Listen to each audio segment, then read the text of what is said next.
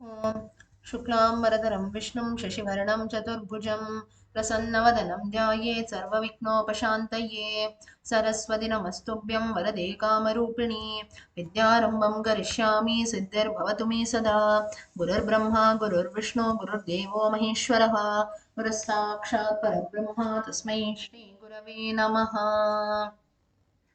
Okay, so last time we looked at the principles of Sri Rudram and Namakam, Chamakam, the significance behind it, why it is chanted not just as a mere prayer in praise of Lord Vishnu, but there is a lot of more meaning behind it. So, what exactly was all that we have seen last time. So, now coming to a new topic today. It is, I felt that let us continue about Lord Shiva only. So, the topic is about the Panchabhutastalams that are there all over, that are there in India. So, how exactly they were constructed, what is the significance and story behind all these temples? Let's have a look at that. Now, one Vakyam, but from the Vedas is, from the Rig Veda, Ekam Sat Vipra Bahuda Vadanti. Satya is one, but it's called with different names. What is the meaning of this? It might get a bit philosophical, but just for your own explanation.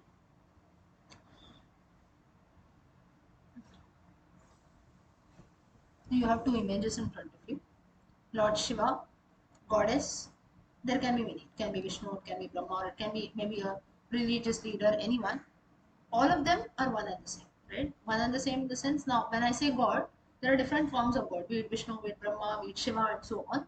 But everyone is one and the same. It is just Satyam, but it is addressed with different names. Just as God is one, but we address to different names. And this has to be very, very, you can say, we have to open our minds on this because we have this, let's not say it as a bad habit, but a way of addressing wherein we differentiate, right? It's just like all of us are human beings, but we are addressed to different names. But still we fall in the clan of Manushas or Manavas. So, especially why this has been mentioned here is Ekam Sat Vipra Bahuda Vadanti. That is the consecration of, and how it is directly related to this topic is Shivalingas also they were worshipped or they had the purpose of maybe uniting. So, be it a Shivalinga, that is you worship Shiva in the form of a linga, or you worship Shiva in the form of a photo of Shiva, both are one and the same. Or you worship the goddess, you worship Vishnu, it doesn't matter at all. So, we should not discriminate between things, be it idol worship, be it linga worship. You're worshipping Shaligrama, that means you're worshipping Lord Vishnu, right? If you're worshipping the Meru Chakra also, that means you're worshipping the goddess. So it doesn't matter whether you worship a Shivalinga or a Shaligrama or a Meru, that is a Sri Chakra Puja, or you worship them in the form of photos and images. Of course, those who do the Linga worship, Shaligrama worship, or the Sri Chakra Puja, you get those Diksha, that's a different way of worship, that's it. That doesn't mean that no person who does worships a Shivalinga is more, you can say, very religious or a great bhakta and so on. There is no differentiation at all. And a person maybe who just randomly worships an image, a photo of Lord Shiva is inferior, nothing of that sort. Ekam Sat Vipra Bahuda Vadanti. Satya is one, but it is called with different names. This further goes deep down in highlighting that even the discrimination that as human beings we make between things or gods or sex, that is also very, very wrong. Sex, SECTS. Like just yesterday, right? Few of us in the Brahma Vaivarta Purana, we were looking at how Lord Krishna himself he tells Shiva that Shiva himself, when Krishna and Shiva they have a conversation, Shiva at that time, chapter 6, right, of the Brahma Vaivarta Purana, chapter 6, yeah, chapter 6, Brahma Vaivarta Purana, wherein Krishna tells Mahadeva, Mahadeva, Mahadeveti. He tells one who calls out Mahadeva, this name thrice, that person is very much dear to me or he is a great devotee, he'll be freed from all kinds of sins and misfortunes. Same thing Shiva also tells in the Vishnu Sahasranama, Shri Rama Rama Rameti, Rame Rame Manorame, Sahasranama Tulyam Rama Nama Varadane. So here the point I'm telling you is both the gods, they are worshippers of each other. And Shiva himself, he highlights in chapter 6 of Brahma Vaivarta Purana that I am a great devotee of Rama. So basically, little deviating from this topic, but to give you a background, in the Brahma Vaivarta Purana, Krishna and Shiva they have a conversation. So now in the Brahma Vaivarta Purana, Krishna is considered to be the supreme deity. Okay, so he is the chief of everyone. And so it seems that there was a time wherein the different gods they had their wives. So it seems that Brahma, Lakshmi, and Saraswati were given to Vishnu. Then Brahma was told to take up his wife Varuna, all the demigods. Krishna said, "Okay, this is your husband, this is your wife." Savitri was given to Brahma. and so on. So like this, Krishna, he gave the wives to all the respective gods, and that's how the gods live with their partners. So now the chance came for Shiva. Krishna at that time told Shiva, you take up this goddess also who sits on a lion. At that time, Shiva tells, now I don't want this because I'm the yogi of yogis. I'm a great tapasvi, and I feel that getting married, becoming a grihastha, getting into a family life might be disturbing and distracting for me because I need to be engrossed in meditation as a tapasvi all the time. So then Krishna says, why so? Further, he questions, he says, I am a great Rama Bhakta. What actually do you meditate? I just want to be, what actually do you want to do? Krishna asks Shiva. Shiva at that time says, I just want to keep meditating on Ramanama. Clearly, he mentions in the Brahma Vaivarta Purana. Krishna is very happy and so on. And further, he says, whenever you wish, you can marry the goddess and so on. And later, we have stories how Shiva married Durga. Point is, Brahma Vaivarta Purana, wherein Shiva, Krishna, or Shiva, Vishnu unity is seen. Many other Puranas, Krishna talks about the Krishna and Shiva or Vishnu and Shiva. They themselves claim that we are worshippers of each other. They don't show any differentiation or discrimination between them. Who are we as human beings to claim such things? So here, that's why the slide itself starts with this Ekam Sat Vipra Bahuda Vadanti. Satya or truth is only one. How you interpret things, how you assume and call it through different names, that is your problem, which is very, very wrong. So you have this Shivalinga also. So that's when what happened is you had the Linga, which was considered to be a form of unity between both Prakriti and Purusha. That's how Linga worship started. Of course, there are other stories also which we had also seen last time, how Shivalinga or the Lingam was considered as a symbol of Satya, unity, and so on. Next is you have this shloka. आपातालनभस्थलान्तभुवनं ब्रह्माण्डमाविस्फुरत् ज्योतिस्फाटिकलिङ्गमौलिविलसत् पूर्णेन्दुवान्तामृतैः अस्तोकाप्लुतमेकमीशमनिशं रुद्रान्नुवाकाञ्जपन् ध्यायेदीक्षितसिद्धये ध्रुवपदं विप्रोऽभिषिञ्चेच्छिवम्. This is the Dhyana Shloka of Sri Rudra Namakam.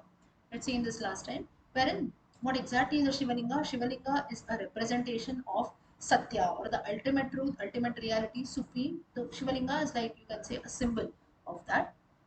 And that's how we have different, you consider the Jyotirlingas, Lingam is a mark, depicts the universe, the ultimate reality, supreme, and so on.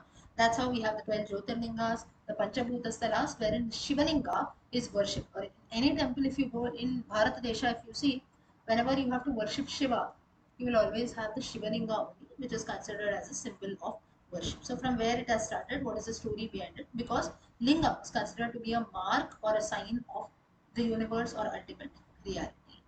Okay. Next, further, let's delve into the topic of Panchabhuta Sthalas.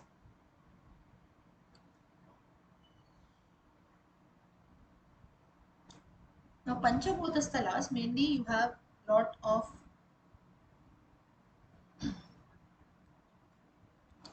Panchabhuta Sthalas are the five elements: fire, air, wind, sat, earth. What else? Fire, wind, earth, water. What is left? Agni. Fire, wind, fire, air, water, earth, space. Right? So space is Chidambaram.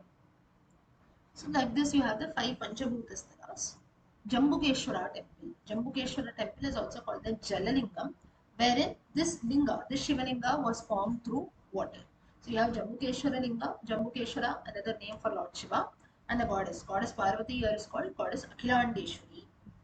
And this Jambukeshwara Linga is said to be have consecrated or made by Goddess Akhilandeshwari with water which was bought from the Kaveri rivers. And even today it seems that it has got an underground stream and so on. So this is in Tiruvannaikavil, Tamil Nadu. Now why this location has been given in the form of latitude also. Even today if you see the in the map you can see all these Panchabhuta Sthalas are there in one straight line. So there has to be a lot of science behind how these Panchabhuta Sthalas have been consecrated. So little more to tell you about Jambukeshwara temple, what is the story behind that. The Jambukeshwara temple, as you saw, it is located in Tiruvannaikavil. Tiruvannaikavil in Jambukeshwara. The district is Trichy district of Tamil Nadu. So all of us, whenever you get a chance, you must go and visit this temple. Now, the story behind this is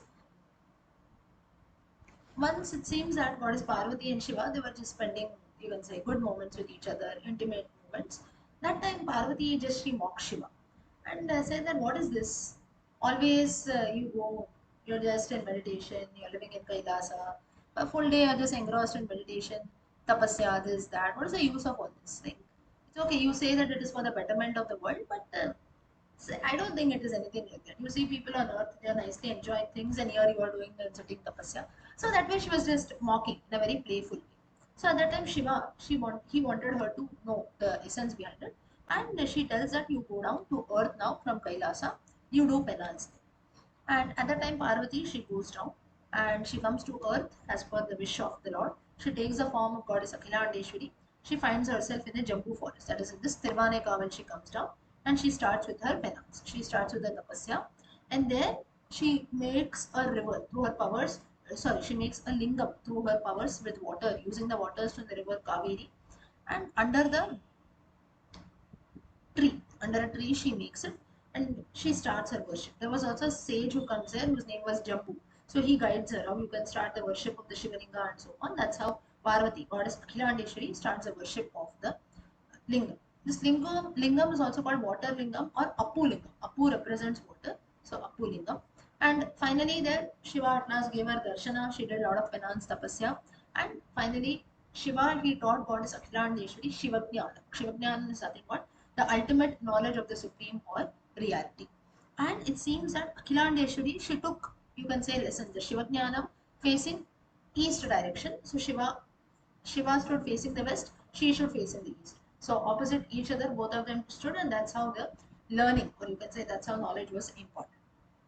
How what is the story behind how this temple came into being? This is mainly how this lingam was created and so on. Now, after all this lingam was created, once it so happened that there a conflict took place between two Shiva Ganas. Now we know the attendants of Shiva are Bhuta Ganas, right? So between two Shiva Ganas, Malyavan and Pushpadanta, both of them they used to live in Kailas. So once they were just talking to each other, and just as now if you talk for a long time, it can lead to some arguments, right? So both of them they wanted to claim and they wanted to prove that I am the greatest devotee of Lord Shiva. So like that, when they were having a conflict, now they were Shiva Ganas. So obviously they also had some divine yogic powers in them. So it seems that they ended up cursing each other.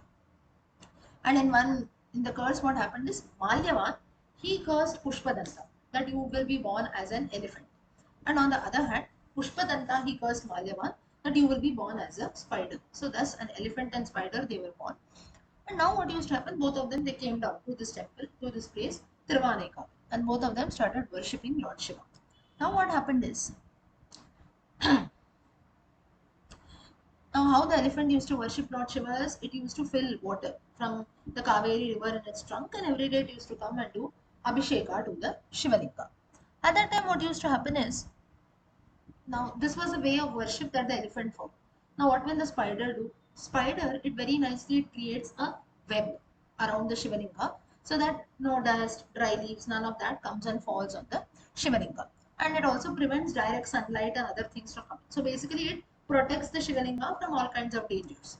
Now what happened is when the now obviously now whenever we look at spider cobwebs or so we feel it is just dust, right? We just remove it off.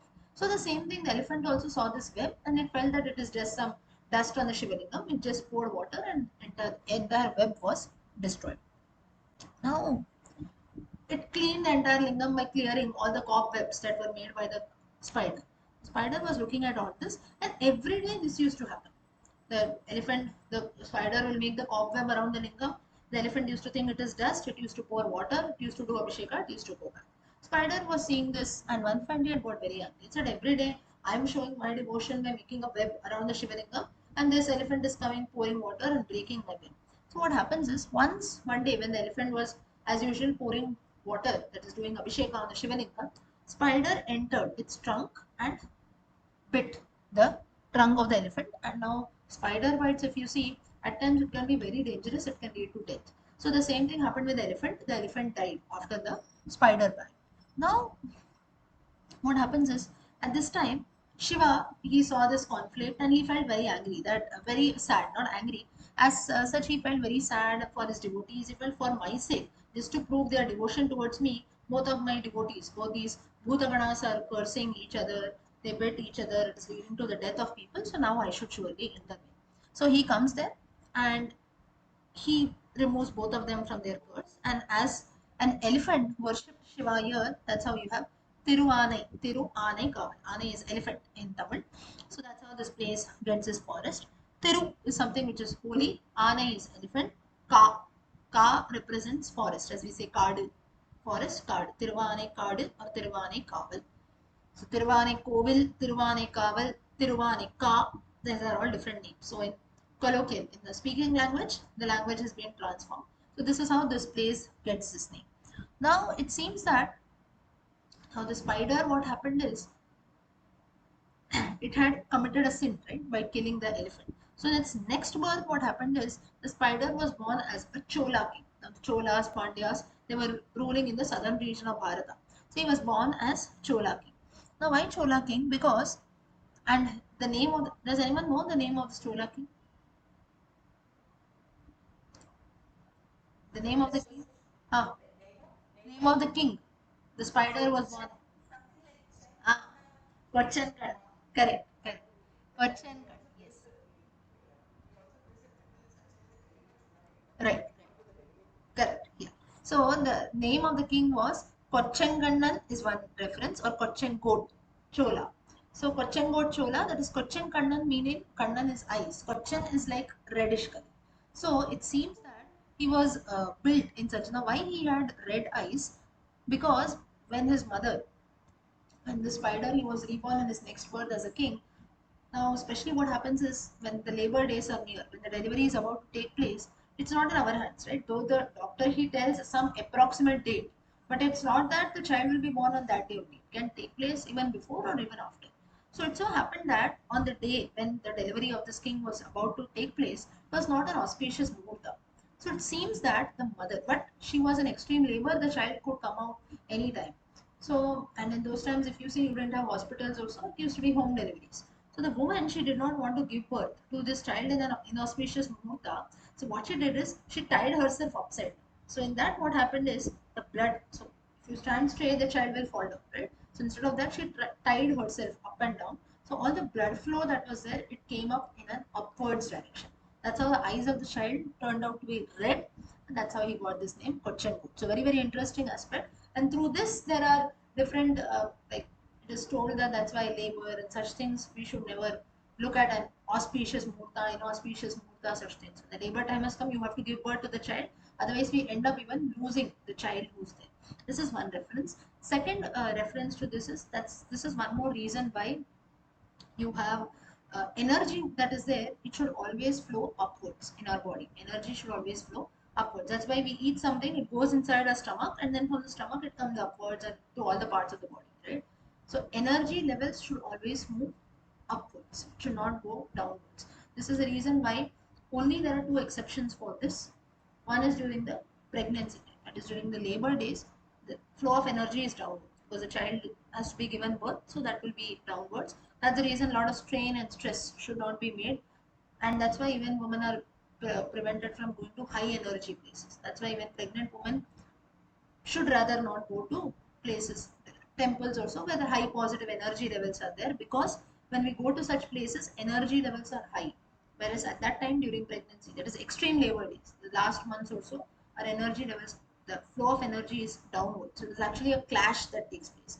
Energy levels should always go up. Here it is going down. Or even during the monthly menstrual cycle that we have, monthly cycle also. Why women are prevented from going to temples or maybe doing pujas, but they were told not to do anything physical because again body levels at that time, blood flow or energy level is down, which should rather not be there, it should always go up. So it is like a clash that takes place, it can lead to bodily problems. So all this is on one side.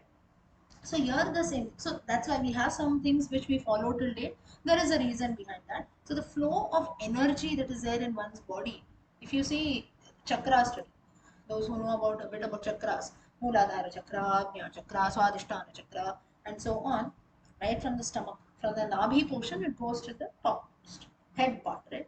That's why you touch the tip of your head, especially of small children. Also, if you touch and see, it will always be very hot.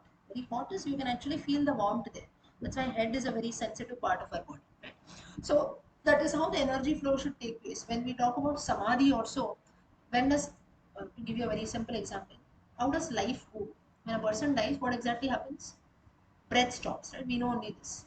But actually, from the heart, that is the soul, that is the heart stops pumping. Life, how it goes is it should go from our top of the head. That's how life goes, it seems. Energy levels when that's why whenever we fall short of breath or so, you're gasping for breath when we say start breathing loudly, right? That is actually breath, airflow is not there in our lungs, throat, upwards till the nose, it is not reaching, it's not going in our head. So airflow is very, very important from the heart till the head because only till it reaches the Swadhisthana chakra, that is the top part of the head, only then our functions will be proper. That is, breathing will take place properly, brain will function properly, and so on.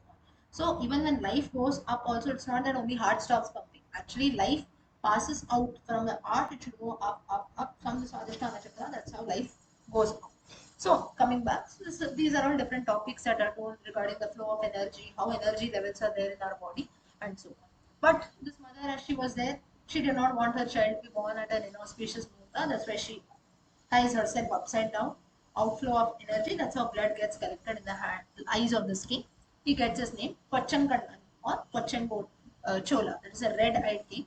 He built about 70 temples in praise of Lord Shiva. This temple is one of them.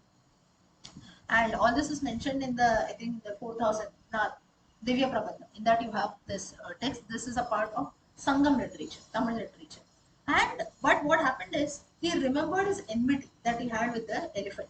So therefore he built the Shiva Sannidhi. Even in this, if you look at this temple, he built the main sanctum, the main door of this temple in such a way, like just as Nalini ji said, that not even a small elephant can enter.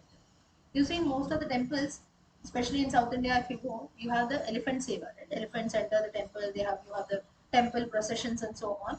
This temple is an exemption, and elephant cannot enter this temple at all.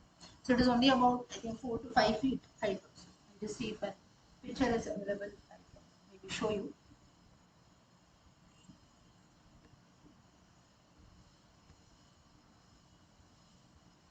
Yeah.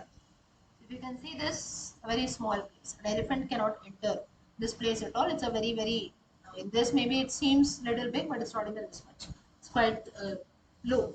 And then he also built it in such a way that it included step architecture that we call. Steps in the sense cross steps. So that is not mentioned here. So you have a step, again one step, just as we climb normal stairs, right? Especially if you go to these wells also, well, or like a temple pond, you would have seen how steps are there. So it is not very, even for normal human beings also, it becomes difficult to get down those steps, right? It is very steep, or the structure of the steps is not proper. Such a way, this Chola king, he built about 70 temples, so that, forget about elephants, for human beings also little it is difficult only, but there is no chance for elephants to enter such temples at all. So he remembers his enmity that he had with the elephant, and in such a way he built this temple. And it is one of this Panchamahabhutastalas. It represents the water element, and that's why it's called as the Apulingam, and a very tall gopuram and so on. Here, the main tree which is there is the Jambuka Vriksha, white Jambuka. That is nothing but the white jamun. Has anyone had that? The white jamun, have you ate that? Anyone has eaten it? White color jamun, like a big, it looks like a fig also. Nobody? White fig. Have you eaten white jamun?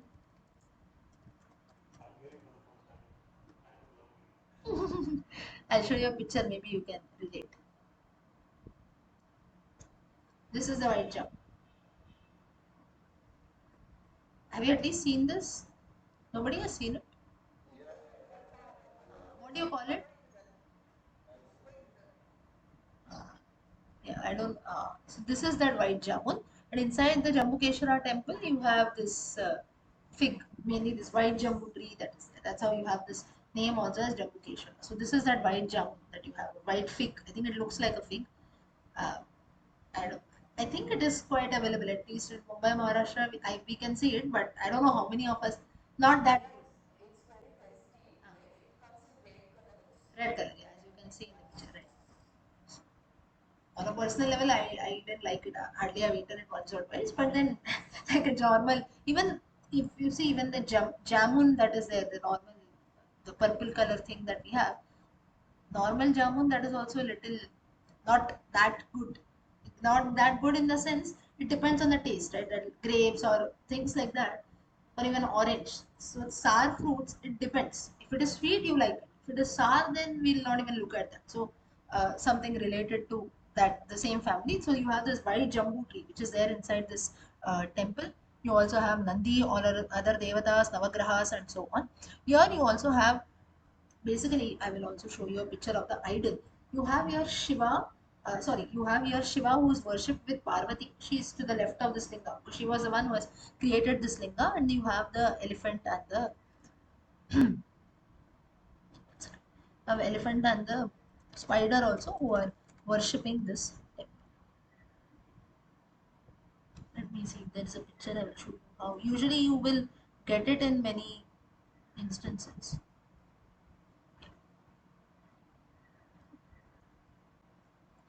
You have I hope everyone can see goddess Parvati worshipping Shiva.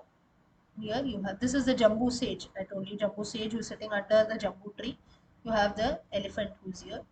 Spider, I think it's not clearly seen in the picture, but this is how spider also he worships Lord, the goddess Parvati.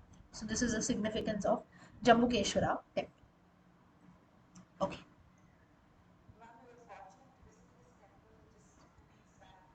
Is it? Uh, okay, very nice. So,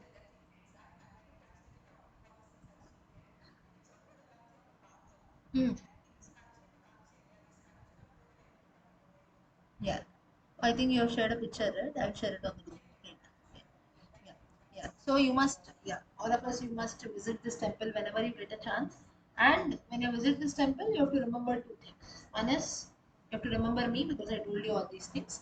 And secondly, even that also you don't remember, it's okay. Second thing, all these things that we saw today, till whatever I told you now, till date you can see, just as she said now, till date all these things are visible there. So you should be able to relate. And secondly, we should feel proud that it's just not something which is mentioned in paper or so. Someone, something, somewhere, something is mentioned and just imagination. No, till date things have been there, things are there, it has been preserved. So you can go and actually see how there the goddess would have created the temple, how you have maybe the elephant and spider coming there and so on. Maybe we cannot see them physically, but there are so many remains, and whatever description is given till date we can go and witness that. So whatever we can see, we have to preserve it, but whatever is there today, at least you can go and witness the same. Okay, next is, this is about the Jambukeshwara temple. Second is Kalahasti. Kalahasti or Kalahastishwara, both are correct. Kalahasti temple again is in Andhra Pradesh. Sorry, Tiruvanekaval was in Tamil Nadu, Kalahasti is in Andhra Pradesh. It is associated with Vayu Tattva. It seems that here, because it is air element, nobody can touch it. So not even the priest also, he also doesn't touch the element, touch the lingam. And the only temple across Bharatadesha that is not closed during eclipses. Okay. Now, why it is not closed during eclipses? One common reason is because you have the air element that is there, and air is always present. So this is one reason why it is done. Commonly, of course, there can be different reasons also. So even if there is an eclipse also, air should always flow, right? So the linga represents a vayu element. That's why you have it is not closed even during eclipse. Very another popular region is, it is only that temple which is open during the eclipse time. Now what exactly happens during eclipse grahana, grahanam that we have, with the Chandra Grahana or the Surya Grahana, you have Rahu and Ketu who come and obstruct the path of the sun, right? Sun and the moon. So this is the only temple wherein you have the Rahu and Ketu. You have, I think, some Sarpa dosha, the pujas that we do, some like that, some Nivarana puja is done, wherein Rahu and Ketu, they are like the Ketu puja is done here during the eclipse so that people are freed from the different doshas and so on. So that's the reason this temple, it remains open even during the eclipse. And here it seems that devotees, they come and they offer, they do this Rahu Ketu puja there to be free from all kinds of doshas and so on. So that's the reason why only this Sri Kalahastishwara, it is open even during eclipse. Now to look at the story, Kalahastishwara or Kalahasti. It is again in, the place is called Srikalahasti in Tamil Nadu. It is also said to be, just as we have Kashi, Varanasi, it is said to be the Kashi of the south. And the main district, now how you can make a trip is, if you go to Tirupati temple, you can go to the Srikalahastishwara, because I think this Srikalahasti also is a part of the Tirupati district. I don't know how far it is, but usually when people make trips, you go to Tirupati temple, you can also go to this Srikalahasti. And here, anyone knows what is the famous aspect here?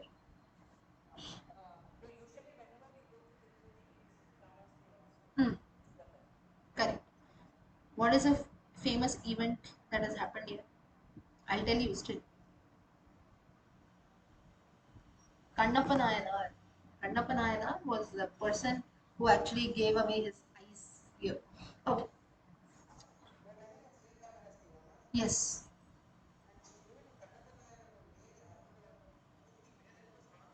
Correct. Correct. Comes running. Correct. Correct. Yes. So here what happens is there are some traditional stories which say that there was a person, Kannappa Nayanar. That's how we call it. His name was Kannappa. So basically he was the one who belonged to a tribal community. So therefore what happened is, now there are different stories around this about Kannappa Nayanar. If you read, uh, he was the one who sees blood which was oozing from.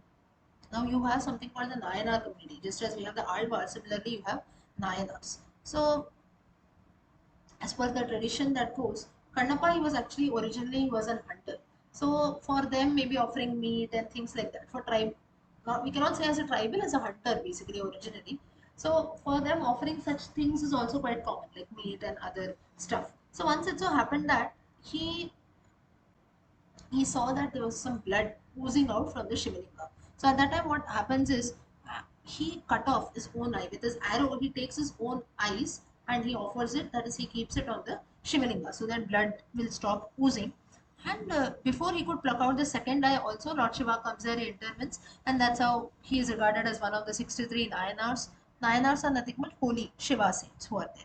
And basically, he was born in a, you can say, a tribal hunter family, and that's how mainly you have sorry. Later of course he intervened. After Lord Shiva intervened, he offered only one eye.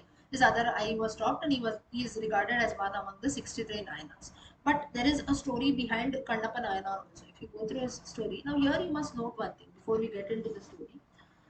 Is it legal? Is it right to offer meat or things like that to the Lord, or maybe even cut off, uh, or with his feet also? There are some references with his feet he tried to stop the blood flow. So do we do such things? Now there are. Now he was a tribal. He belonged to a tribal community.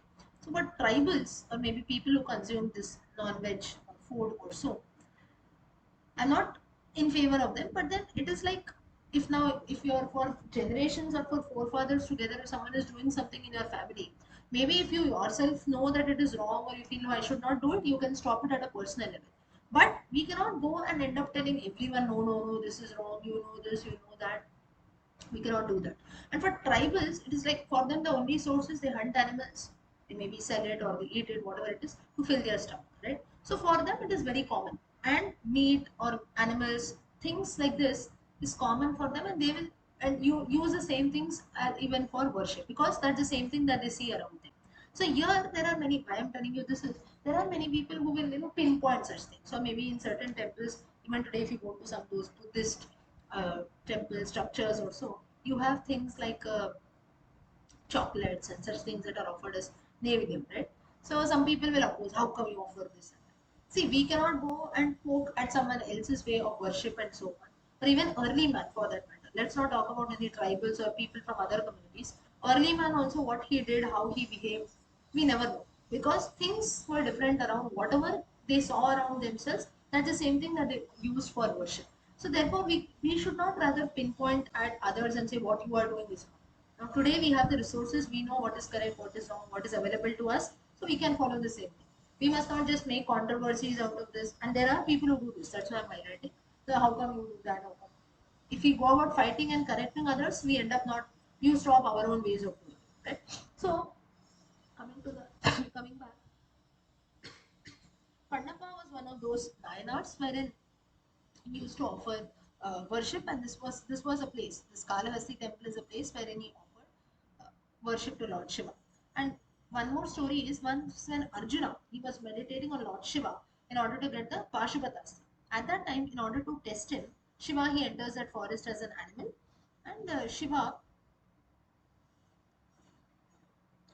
It seems that Arjuna Arjuna he killed a demon at that time called Muka. So there is some controversy that arises, like a fight came between Shiva and Arjuna. So a battle took place between both, and Shiva finally was very much impressed with Arjuna's way of battle, and he gave him the Pashupatastra. And here it seems that these are all folklore traditions. Lord Shiva he blessed Arjuna and then tells that in your next birth, that is there in the Kali Yuga, you will be born as a devotee, that is Kandapanayana. So that's how Kandapanayana is actually said to be an incarnation of Arjuna from the Mahabharata reference in the Kali Yuga. Now, as usual, Kannapa, as we know, a great devotee of the Vayulinga, Srikalahastishvara, which he found in the forest, it seems, while hunting. So, because he belonged to a hunting tribal community, he did not know properly the ways of worship and so on. And it seems that he used to pour water on the linga from his mouth. Because you see, a person who doesn't know, for them it is, like I told you, it's very common, right? Maybe hunting animals, this and that. So now, people like us, we not pour water from our mouth and do abhisheka because we know it is wrong. Because you know it is wrong, we don't do it. But if you don't know it, you will do it, right? Just like a small child, you tell it, no, you don't touch fire, it will burn you. The child till that date it doesn't know. But once it, what happens is it will actually go and touch that fire, right? Once it gets that burn, never ever it will go near that. All of us as children, you see, whenever someone tells us not to do something, we go and do that thing first, right? When that fire burns little, all of us, one point of life, we have always suffered a burn, right? Once we get that burn, you never ever go near that thing again. That is because it teaches us. We know, okay, that is going to cause me trouble, it is wrong. But in the case of Kannapa, it was not so because he belonged to the same background and used to do Abhisheka, it seems, from the nearby river. River is Swarnamukhi, which flows in Srikalahasti, and he used to pour water from his mouth there, and whatever animal he hunted, he used to offer that flesh to Lord Shiva. But Lord Shiva, he accepted his offerings because his bhakti was very pure. So what he offered doesn't matter.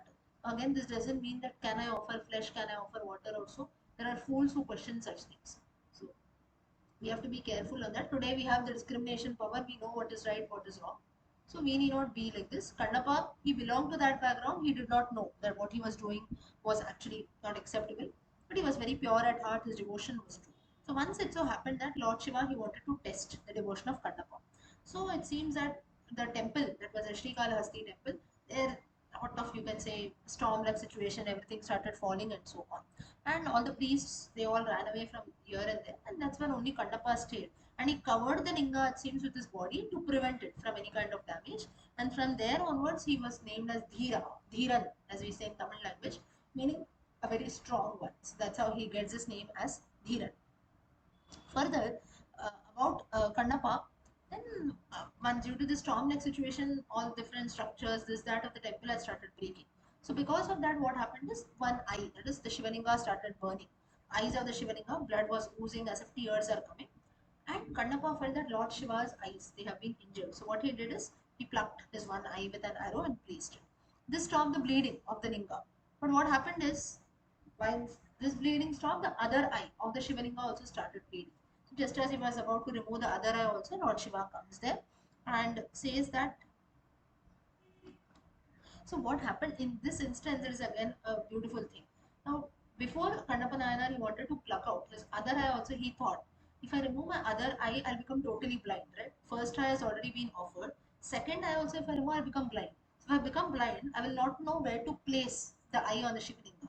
So what he does is, he places his right toe on the linga to mark the spot where I have to place the second eye. And he proceeds to take out his eye. So this was the amount of devotion. Now here, legally, practically, logically, it is not right to maybe stamp a linga and so on. But so much of thoughts goes in that if I remove my second linga, then I'll become totally blind. I'll not know where to place the second eye. So to mark a point on that, on the linga, so that I know where to place the eye, he with his foot, I'll show you a picture of that also. This is how he does. Kannapanayana. Uh, so while he was about to pluck, so with his foot on the right eye, on the left eye, he has already placed one eye. Right eye was about to keep it. At that time, in order to mark the spot, he keeps his right foot there. And with his left hand, just as he was about to pluck, can see the hand of Lord Shiva who comes and stops him. So this was the amount of devotion that Kannapanayana he had. Further,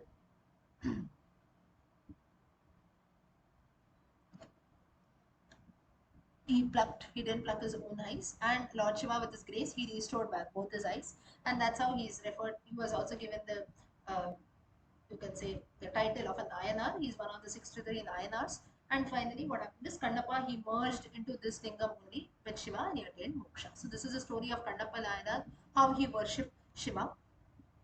And I think Kannappa Nayanar, this has become quite a famous character in movies and serials also. Sometimes it comes in.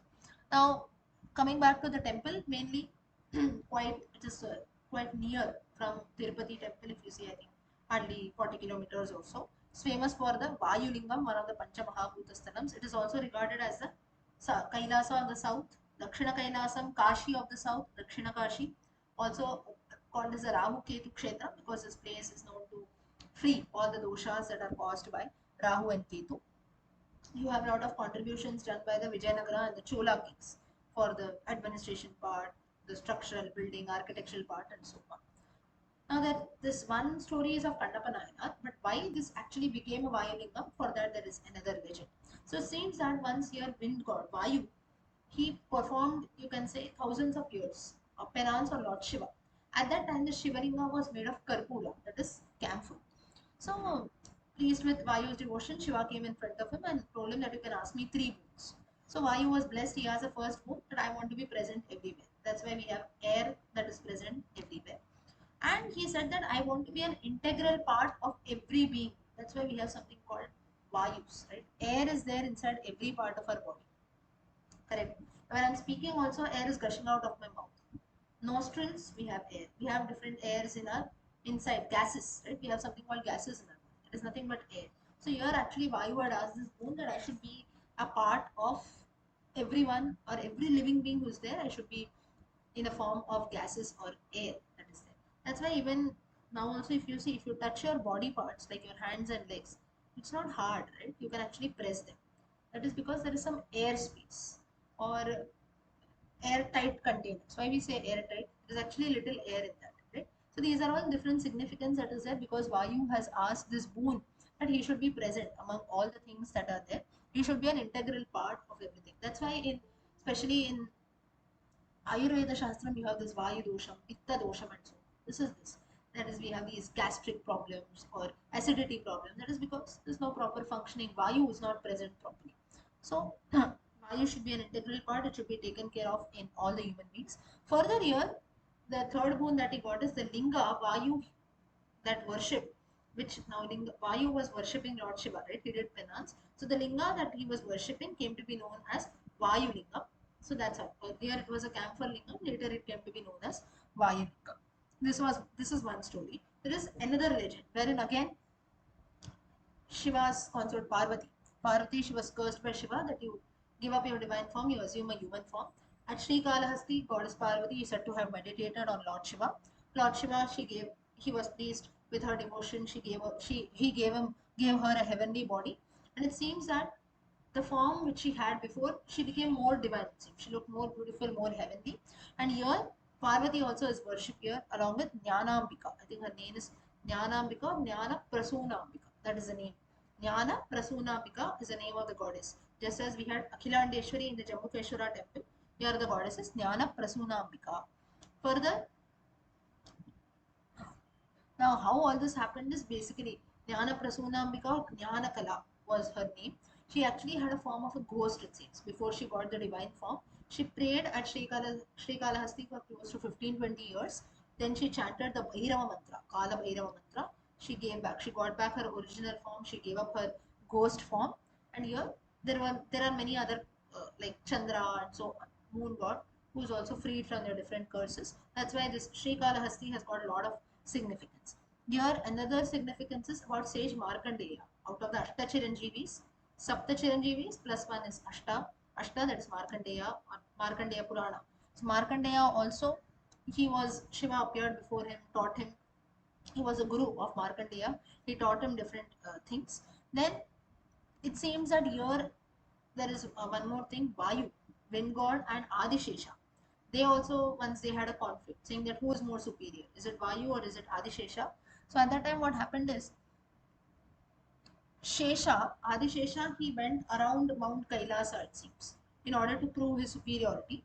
Shiva at that time, what happened is, sorry, Vayu at that time, what he did is, he created like a twister, like he took a mountain and he started twisting the mountain very fast because he is Vayu, right? So, like a whirlwind, you can imagine, or a cyclone like situation, you can see how wind moves, clouds move about very fast. Like that, something Vayu did, and it seems that eight parts they fell into different places.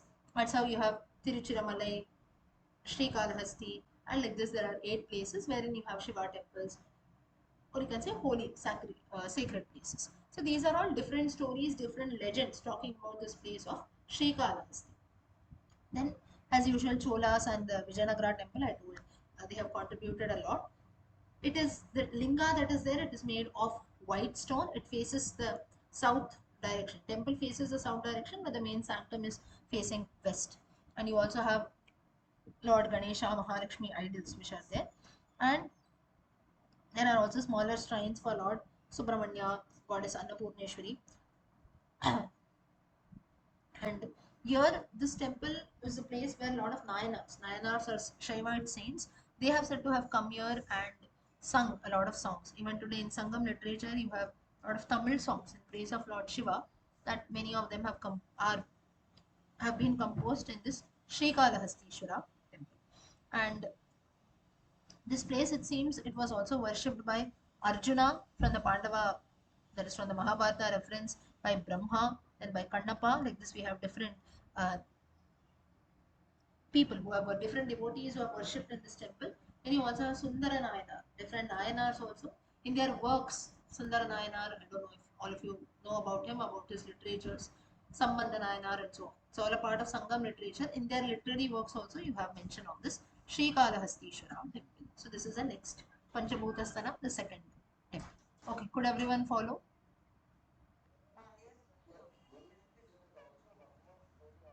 Hmm.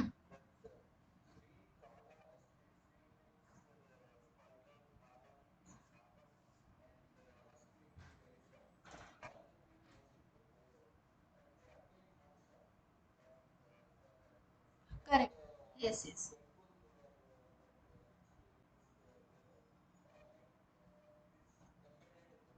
Correct. Yes, you have Sri Kalahastis. That is also one reference. Correct. Okay. Next is Arunachaleshwara temple, Agni Tattvam, representing the fire element. It's again in Tiruvannamalai, Tamil Nadu. Just yesterday we had the Annamalai Deepam, right? That's in this mountain. Arunachaleshwara, again with fire. That's how you have the famous Annamalai Deepam. Today is the Kartigai Deepam, coincidentally. So it actually represents the fire element. Now it seems that it was actually a volcano, an active volcano which is no longer seen. So in fact, even today, if you go to Tiruvannamalai, you see the Arunachaleshwara mountain. Earlier, it was, it seems, of fire. Then it became of stones, like green stones. Then of silver, gold. Today, actually, it's of only plain stones and rocks that is there. So here, this place, this mountain itself, Arunachala mountain itself is Lord Mahadeva. That's how you have the famous Girivalam Pradakshina. Has anyone done that? Girivalam Pradakshina? You must do. Those who have not, you have not gone, you should definitely go to this. Sriramji, say something. Yeah. I think it is about a 14-kilometer radius that you have. So very, you can say, especially when you have this, the month of Chitra, that is roughly April 15 to May 15. You have, when you have the Chitra Purnami that comes in, that day you have tremendous crowds. You cannot see even it's just heads that you see. Small place of Tiruvannamalai, lakhs of devotees coming in, and I think it is like once I had been there, I had done the Girivala Pradakshina 4 5 years back during that time. So actually, you can see that think almost 3 to 4 kilometers radius, the roads are shut. Roads are shut is you don't allow transport and so on. You have people coming in, lakhs and lakhs of devotees doing the Girivala Pradakshina. Very, very auspicious. The mountain itself, Arunachala Parvata itself, is considered to be a form of Lord Shiva. 14-kilometer radius, and you just keep walking, walking like a pradakshina. You go around the mountain, and then you go to the Arunachaleshwara temple. And I think around those the Girivala Pradakshinam that we do, you have small other shrines, small temples also, and you have I think Ashtalingas or something there. You have around that place. So very very auspicious. You have the famous Ramanashramam also nearby of Ramana Maharshi. So once all of you can make a trip and go here, very auspicious place. And I think you have good connectivity from cities also. You have a lot of buses from Chennai and so on that you can go. So especially people living in South India, nearby areas, you can definitely go. It will be quite near for you, nearest at a short distance. Even people living in other parts also, you can make it. Okay. So this is a place of Lingodbhavam of Shiva, meaning this was a place. Now, if you know the story, like as we discussed last time, Shivalinga is actually a fire. You can say a lot of energy, which was actually there in the form of fire. Later, it got transformed in the form of a linga. So Arunachaleshwara is a place, Lingodbhavam, where actually a linga form of Shiva first came into being. It represents the fire element. So that's why it is also called as Lingodbhavam. Okay. Now about this temple, Arunachaleshwara, it's also called as a Annamalayar temple. So you have the, what do you call that? Annamalai Geetam. Annamalai Deepam was yesterday. The shloka, sorry, the stotra that is there in Tamil, I don't know the name of the stotra, but then Arunachala Shiva, Arunachala Shiva, Arunachala Shiva, Arunachala. What is that? Anyone knows? Huh? Aksharamanamali. Correct. Aksharamanamali. So that is, even you have, just as we have the Mahapariva Akshara Manamale, like that for Arunachala also you have. So again, those who are familiar, you can say used to Tamil language, you can learn that very auspicious text. And basically you have the Arunachala hill, in the small town of Tiruvannamalai, we have this temple, represents the Agni Tattva. Here Arunachaleshwara is a lord and consort is Unnamalai. Unnamalai is goddess Parvati. Jambukeshwara Akhilandeshwari, Srikalahasti Jnanambika, Arunachaleshwara, Unnamalai. This is how is the name of the goddess who is there. And again, you have a lot of reference in Tamil Sangam literature. This temple, if you see, it is one of the largest temples in India with four main gopurams. And also now, if you see the only difference, if you have gone to Madurai temple and the the Tiruvannamalai temple, Arunachaleshwara temple, you can see that the Madurai temple, the gopurams are colorful. Tiruvannamalai temple, the gopurams are in color. They're just plain. But then a lot of intricate designing works and so on is done. One of the tallest temple towers is there in this place, built by again different people from the I think the dynasty South Nayakars or someone like that. Nayakar dynasty also, they have contributed a lot in building all these temple towers. A lot of other shrines are there for Lord Kartikeya, so very big temple complex. So if you have visited this temple, you will know. And again, a lot of contributions are made by the Chola and the Vijayanagara kings. Mainly, you have the Kartikeya Deepam, which is the main festival that is celebrated, which coincidentally all of us also we celebrated today. So all of you are celebrating it today only, right? Kartikeya Deepam. Ah, yeah. So let us consider it as a coincidence or a blessing of Lord Shiva. Unfortunate. Okay. So to be very honest, I will just share an experience. Okay, coming back. So Arunachaleshwara, mainly the temple that is celebrated is the Karti festival, Kartika Deepam, which is celebrated. And like you have the Annamalai Deepam, those if you would have seen on TV also yesterday, you have a huge Deepam that is lit on top of the Arunachala hill, and it actually symbolizes Shivalinga. That is Shivalingam in the form of a fire. It is as if it is joining the sky. So that is the amount of Shivalingam. A lot of us we plant the Deepams right outside our house. So on the Arunachala hill also this Deepam is lighted as if the fire is touching the sky. So it's as if the Shivalinga is joining or it is touching the sky. And here you also have on this Kartika Purnami or the Chitra Purnami day, you have, as I told you, a lot of pilgrims going around the Arunachala hill, which is called the Girivalam. It's said that more than 1 million people go there, it seems yearly. So just imagine the significance of this place. And you have lot of things we know about Tiruvannamalai and Arunachaleshwara temple, all thanks to Ramana Maharshi. Ramana Maharshi has contributed a lot.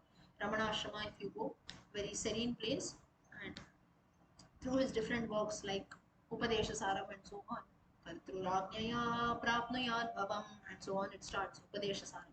Small, just 20 shlokas, but talking about deep philosophy. Ramana Maharshi is known for that. Small texts, but he talks about deep philosophy. So Arunachaleshwara temple, through his different other works, he has highlighted more about this place of Tiruvannamalai. Now, what is the story behind this place? Now, once what happened is, playfully, Parvati and Shiva in Kailasa, what Parvati does is, playfully from behind she comes and she closes the eyes of her husband Shiva. Now, Shiva is the lord of the three worlds. If his eyes are closed, the entire world is in darkness. So what happens is, it seems that it was hardly for a minute, for a moment or so, but still all the heavens, earth, everywhere there was total darkness. And everything was submerged for darkness for years together, it seems. Though for a minute she did. So this is to symbolize the power of Lord Shiva, that he's the one who looks over the entire world, he has a power of control and so on. So there Parvati again what she does is she performs a lot of penance, tapasya along with all other devotees. And there in this place of Tiruvannamalai, there in the form of Annamalai, Lord Shiva comes there in the form of a huge fire at the top of the hills, as if to show that I'm returning light to the world. That is, I'm removing all the darkness from this world and I've come back. And here he merges with the form along with Parvati. That's how we have the Ardhanarishwara form. And Arunachala, or the red mountain. Aruna Achala. Arunaha is actually red in some references. Achala is mountain. So Arunachala mountain, it is actually behind the Arunachaleshwara temple, and it is sacred. It itself is considered to be a lingam. And this is one story. Another reference that is there is the conflict that takes place between Shiva and Brahma to see who is superior. So Shiva, he appears as a form of a flame, appears as a fire. He challenges to find the source. Brahma in his Hamsavahana, he flies up. Vishnu in his form of Varaha, he goes down. Vishnu returns back, says, I could not find the base. And Brahma, he lies that no, I saw the end. Actually, he speaks a lie. That's how he gets a curse that there will be no temple for you except one, which is there in Pushkara, Rajasthan today. So, this scene that is there is Lingodbhava. That's how this place is called Lingodbhava. So, that is the flame of fire only has turned into a Shivalinga today. That is nothing but the Arunachala mountain itself. So, this is a place or the legend behind the story of this place. You have a lot of reference to Tiruvannamalai and the temple of Arunachaleshwara in Sangam literature, Tamil literature. uh, you also have something called Periya Puranam in Tamil. Those are familiar with that language, you will know. So you have reference in this the Periya Puranam also. Then Tiruvannamalai was also a victim, like all other temples. It was also under the Mughal dominion for some time, and lot of, you can say, the Nawab had a control, this that, but through all that the temple has come out today. And you also have something, well, Tipu Sultan also, it was captured. So Tipu Sultan, let's not get into that controversy, but for some they consider, or even till date we do worship, let's not say worship, but Tipu Sultan, like the Mysore Palace and so on, we give a lot of importance. Maybe we know, few of them know how he has tortured the Vaishnavite Iyengars and so on. There's a lot of controversy behind that. But again, so we must know that again this temple was also under the control of Tipu Sultan, then under the British rule and so on. But finally now it is maintained by the government of Tamil Nadu. So it is under our, it is the state control that is there. But so the point is, a lot of things the temple has undergone on the administration part, the ruler part, but still it stands tall today. The architecture and so on is very very beautiful. I'll just show you a picture of Arunachaleshwara temple, then we continue, then we'll stop for today. So this is an aerial view, and let me tell you, if you on the sorry, on the Ramana Ashrama on the back side, if you go, I don't know what exactly, I don't remember what it is called. If you go, you have to just climb, you have a temple also at the top. From there you can actually get this view. You can see this place. It's not just a drone view or something like that. With your naked eyes also you can see this view. So next time anyone goes to Ramanashrama backside, you have those hills that are there, Kaivalya Guha or something you call it. There you go up, you can actually see, as it's like a mountain trek. That is not very tough, but if you keep climbing up, at one point you get to see this view that is there. You have 8 gopurams. You see one, two, three, four, and then On the outskirts also you have big gopurams of Arunachala Shiva. So we have seen three out of Panchabhuta Sthalas today. So for today we will stop here. Little more I will tell you about the architecture of Arunachaleshwara, and then we'll look at Chidambareshwara and the next one, the last one out of Panchabhuta Sthalas next time. So today we'll stop here.